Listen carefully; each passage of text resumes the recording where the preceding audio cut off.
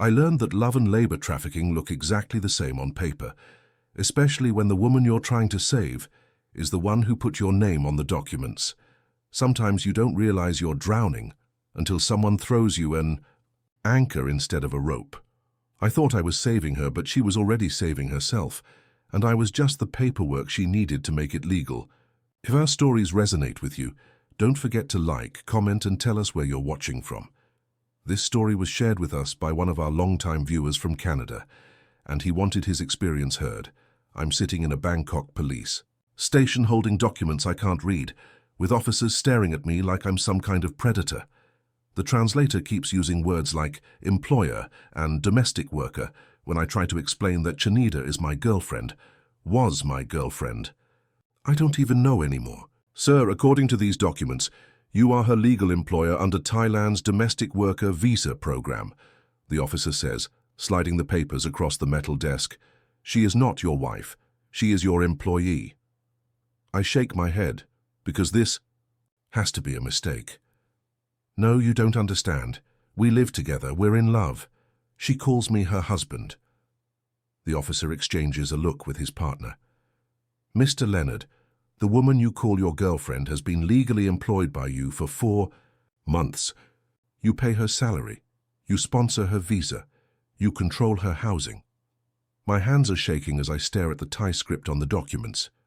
Chanida's signature is there, neat and careful. My signature is there too, big and messy like always. But I never signed anything about employment. I signed wedding papers, didn't I? Where is she? I ask. Where is Chanida? She is in the other room giving her statement as the victim. Victim. The word hits me like a punch to the stomach. How did helping someone I love turn me into a criminal? How did marriage papers become human trafficking documents? I think back to 6 months ago when I first arrived in this city, broken and desperate for a fresh start. Maybe I should have stayed broken. 6 months earlier, I stepped off the plane at Suvarnabhumi Airport with 2 suitcases and a bank account full of my divorce settlement. 57 years old, freshly single after 28 years of marriage and completely lost. Karen had taken the house in Calgary, but she'd left me the money from selling my construction company. Go find yourself, she'd said with that bitter smile. You clearly don't know who you are anymore. She wasn't wrong. I'd spent 3 decades building other people's dreams, and when I finally had time to think about my own, I realized I didn't have any.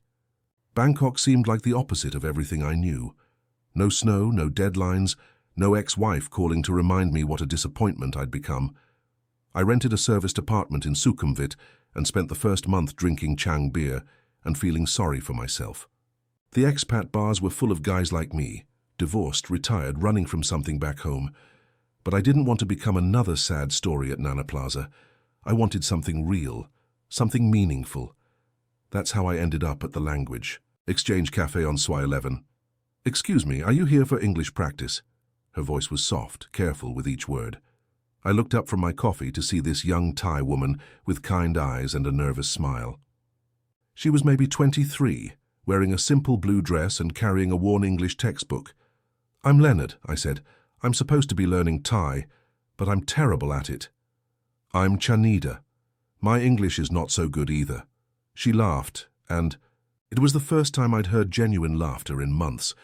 We spent 2 hours at that little table, her teaching me basic Thai phrases while I helped her with English grammar. She was studying business at Chulalongkorn University, working part-time, at a hotel to pay for classes. She asked about Canada, about my work, about what brought me to Thailand. When I told her about the divorce, she didn't judge or pity me. She just nodded and said, "Sometimes we need to break something before we can build it better." I walked her to the BTS station that night, and we agreed to meet again the following week. 2 months later, Chanida was practically living at my apartment. It happened gradually, naturally. She'd come over to cook dinner after her classes, stay late watching Netflix with English subtitles, fall asleep on my couch. One morning I woke up and found her making coffee in my kitchen, humming a Thai song I didn't recognize. "Good morning, darling," she said, and the word made my chest tight with something I hadn't felt in years. I should go back to my dorm today. My roommate is asking questions. Don't, I said before I could stop myself. I mean, you don't have to. You could stay here, if you want. She smiled and kissed my cheek. I would like that very much. But even as she moved her things into my spare closet, something felt off. Her English was much better than she'd initially let on. She'd slip sometimes, using complex words or idioms that seemed beyond someone still learning the language. How do you know about compound interest? I asked one day after she explained why I shouldn't keep all my money in a Thai savings account. I studied economics before business, she said quickly. Just a little bit. She also knew an unusual amount about visa regulations. Leonard, your tourist visa expires soon. You need to do a visa run to Cambodia, she said one evening, showing me the stamp in my passport. How did you know that? I asked. I looked it up. I worry about you. Her friends worried about me too, apparently. They were all young Thai women, supposedly students like Chanida, but they asked strange questions when they visited. How much money did you bring to Thailand? One asked during dinner. Do you own property in Canada? Asked another. Are you planning to stay here permanently? When I mentioned these conversations to Chanida, she brushed them off. They're just curious about foreigners, it's normal. But normal didn't explain why they all seemed to know more about my financial situation than I'd ever shared with them. 3 months into our relationship, Chanida came home from university crying. She collapsed onto my couch, mascara running down her cheeks, speaking rapid Thai through her sobs. Hey, what's wrong? I sat beside her, pulling her close. Talk to me. My student visa, she whispered. It expires next month. I can't renew it. The university says I missed too many classes. My heart sank. I'd been so happy these past months. I'd forgotten that her legal status in Thailand was temporary. What happens if it expires? I have to go back to my village. There's nothing there for me, Leonard. No work, no future, just rice fields and poverty. She looked up at me with red, desperate eyes. I don't want to leave you. Then don't. There has to be something we can do.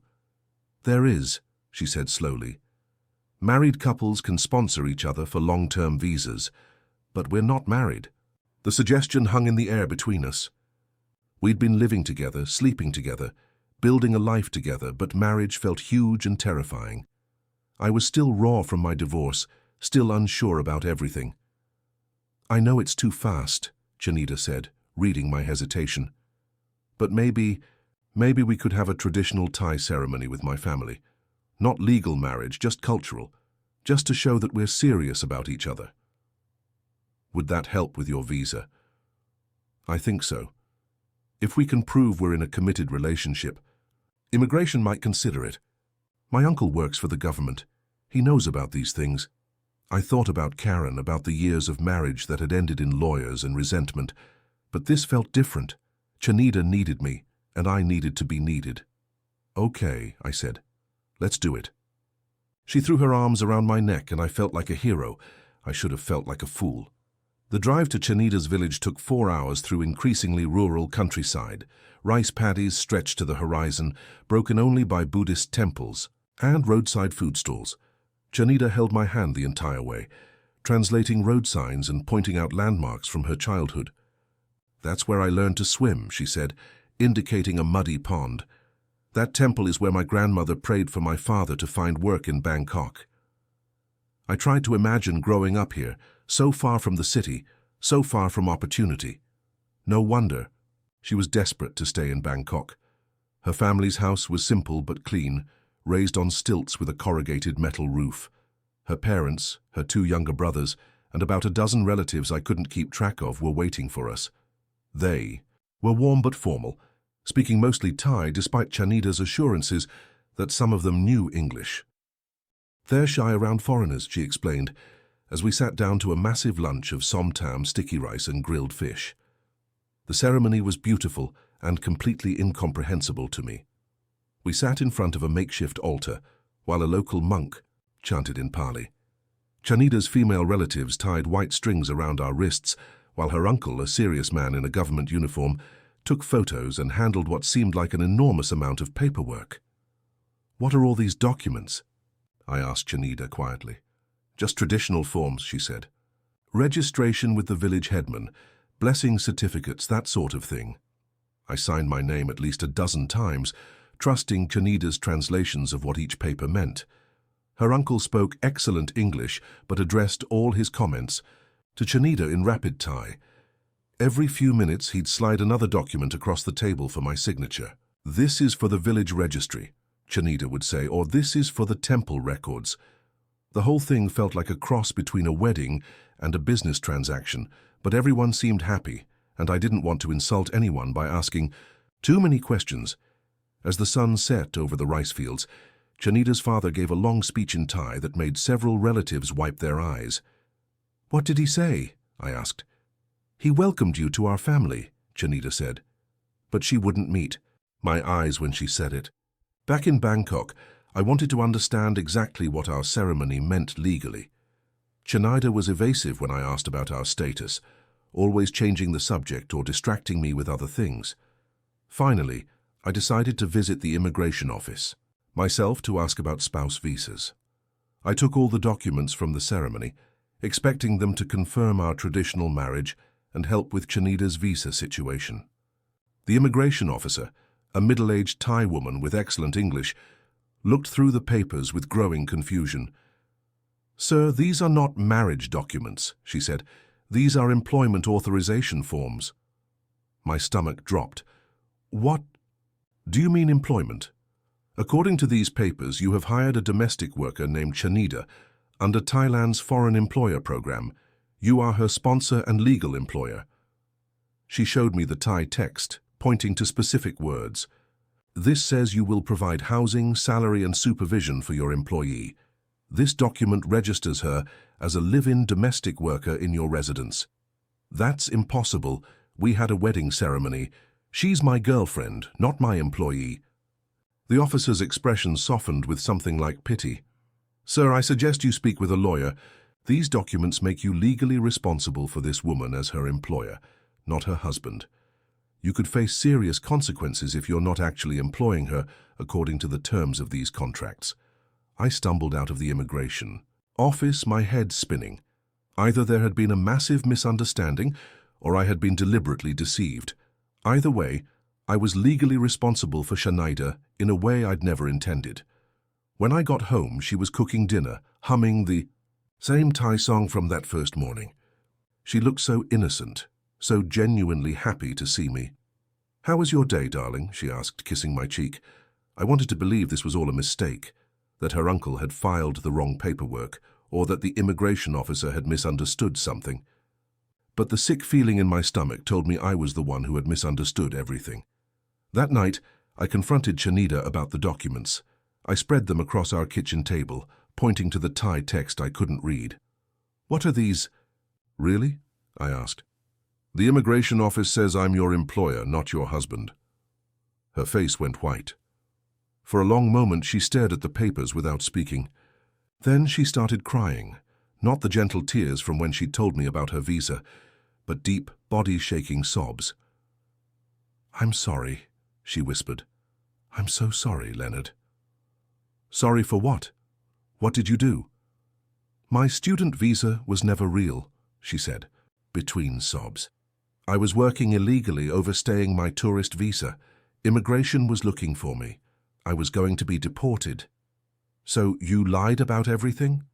"No. My feelings for you are real. I do love you.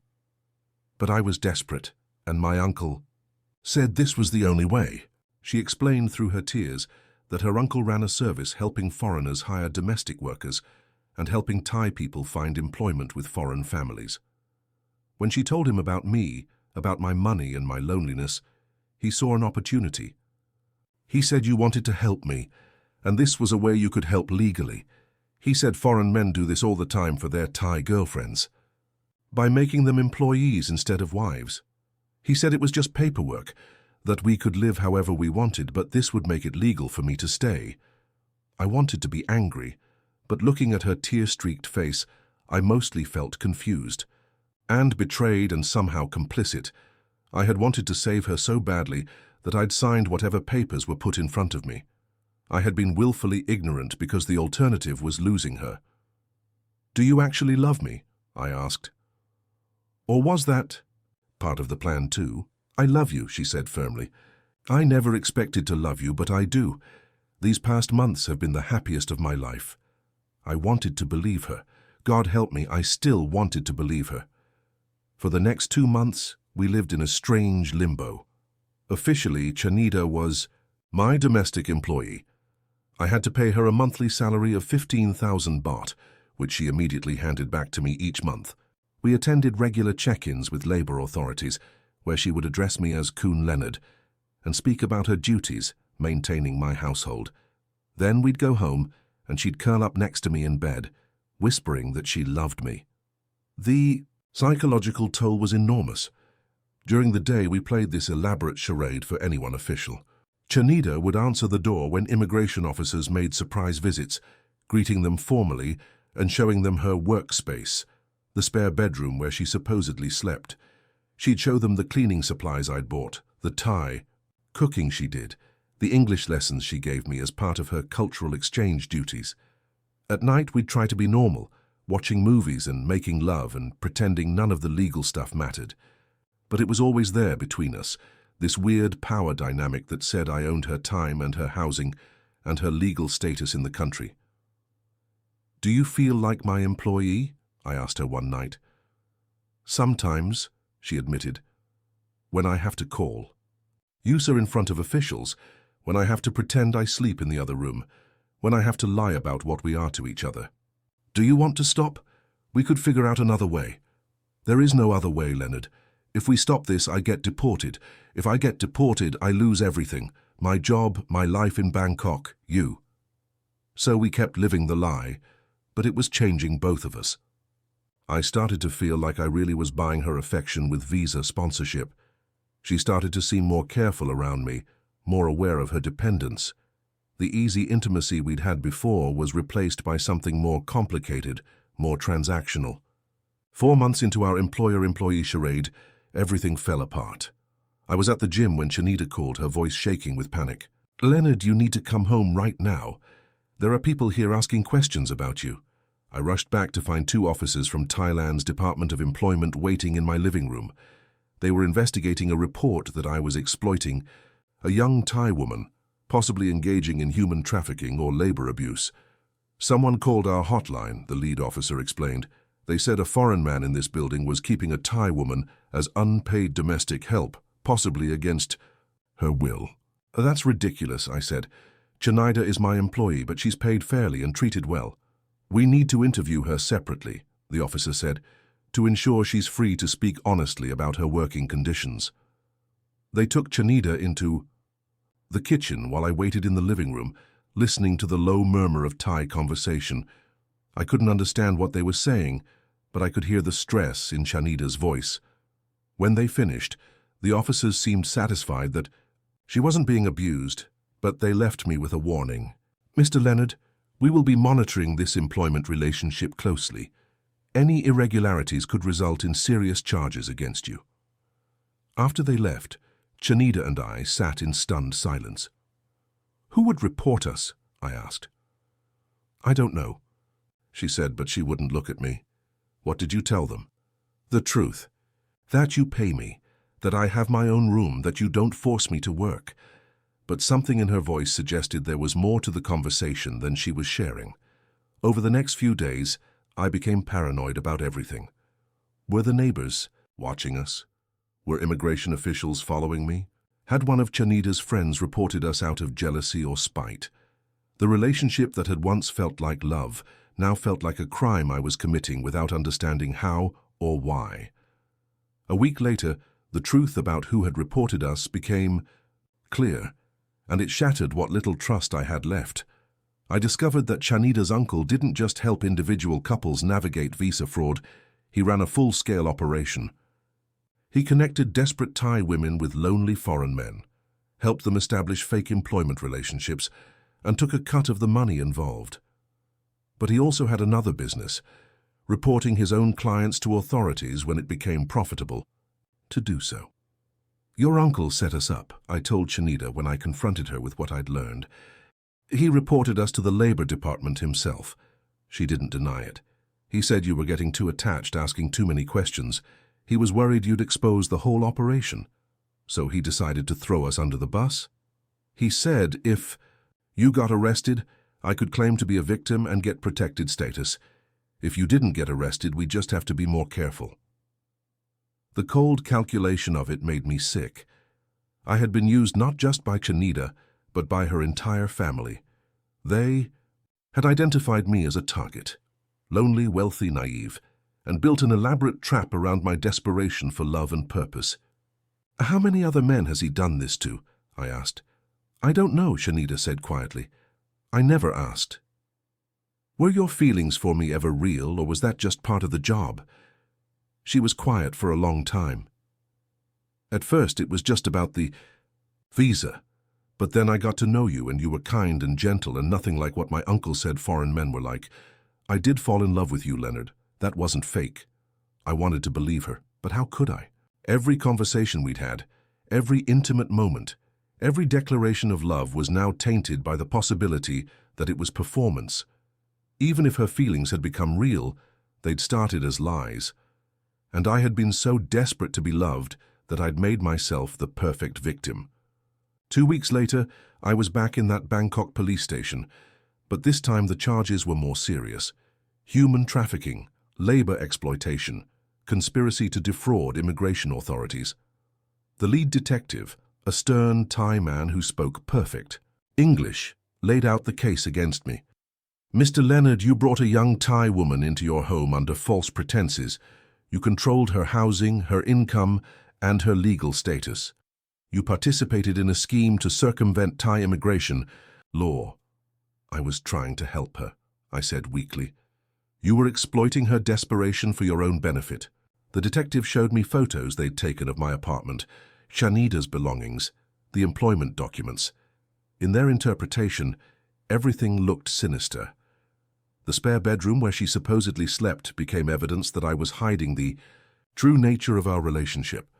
The salary I paid her became evidence of financial control. The visa sponsorship became evidence of systematic exploitation. Where is Chanida? I asked. Is she in trouble too?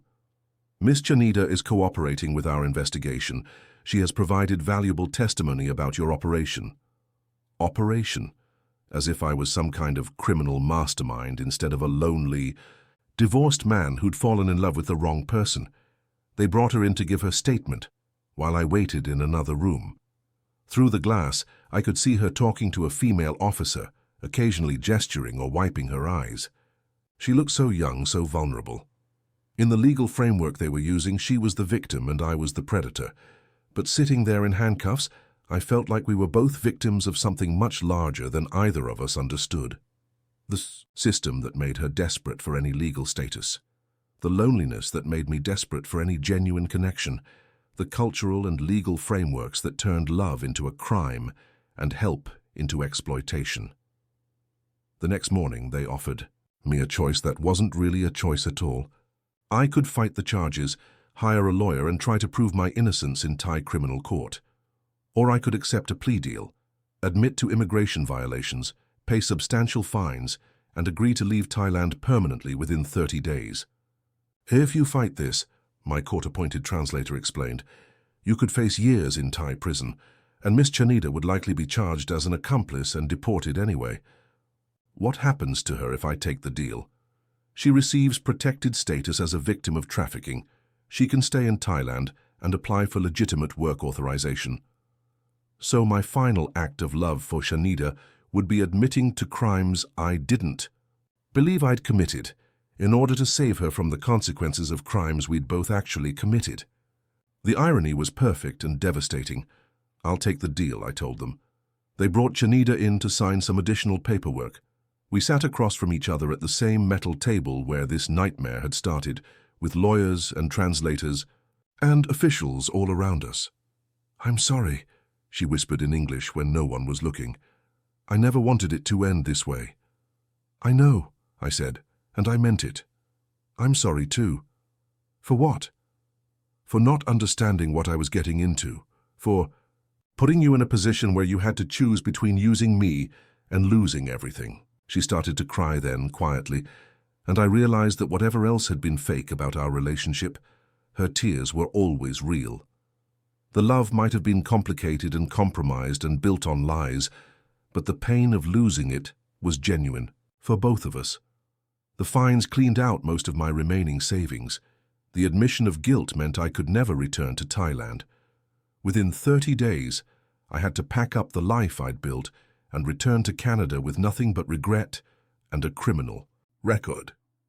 Chanida helped me pack, moving quietly through the apartment we'd shared, wrapping my belongings in newspaper and avoiding eye contact. "Will you be okay?" I asked on my last night. "I'll be fine.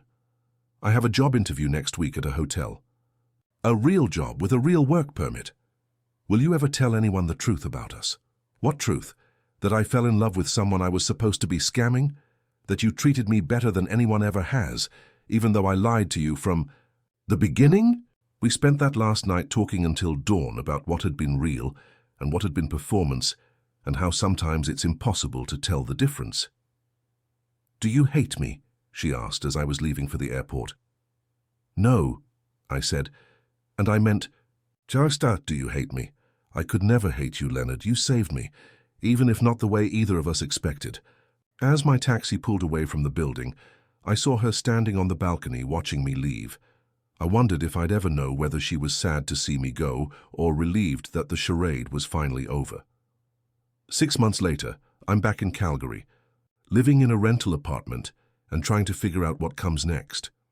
The snow is falling outside my window, and everything feels grey and cold after the heat and chaos of Bangkok. I've told people I had a nice vacation in Thailand, met some interesting people, decided to come home. I haven't told anyone about Chanida or the arrest or the strange, complicated love affair that landed me in a Thai jail. Sometimes I get emails from her. She got the hotel job and is saving money to go back to university. She's learning Japanese now, thinking about working in tourism. She always signs them with love and gratitude, and I never know how to interpret either word. Did I save her or did she save herself, using me as a tool? Was our relationship love or just two desperate people finding temporary comfort in each other? Does it matter? I've learned that foreign countries have their own rules about everything: love, marriage, employment, what constitutes helping versus exploiting. Good intentions don't matter when you don't understand the system you're operating in. Love doesn't automatically transcend cultural and legal frameworks. Sometimes trying to save someone turns you into the thing they need saving from. I'm older now, maybe wiser, definitely more careful about who I trust and why. I understand that loneliness makes you vulnerable to manipulation, but also that desperation makes people manipulative in ways they never intended to be. Chanida wasn't a villain, and neither was I. We were just two broken people who found each other in a broken system and tried to make something beautiful out of it. Sometimes love isn't enough. Sometimes the very act of loving someone in the wrong legal framework turns you into a criminal and them into a victim, regardless of what you actually feel for each other. That's the lesson I brought back from Bangkok. That love and law don't always align, and when they don't, the law always wins.